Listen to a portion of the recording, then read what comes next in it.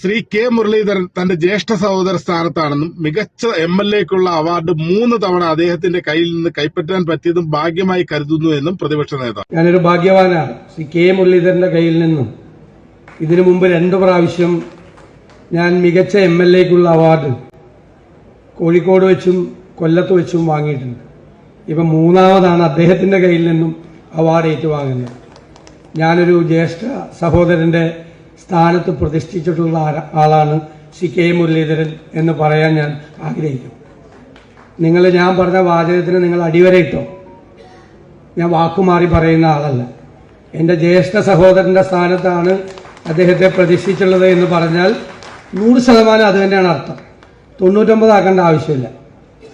അത് കാലം തെളിയിക്കും ഞാൻ ഈ പറഞ്ഞ വാക്കുകൾ. കോൺഗ്രസിന്റെ ഇപ്പോഴത്തെ നേതൃത്വത്തിന്റെ ഒരു പ്രത്യേകത ഇതാണ്. അധികാര സ്ഥാനത്ത് ആരിരുന്നാലും മുതിർന്ന നേതാക്കൾക്ക് കൊടുക്കേണ്ട ബഹുമാനം അവർക്ക് കൊടുത്ത് അവരെ കൂടെ കൂട്ടുന്നു.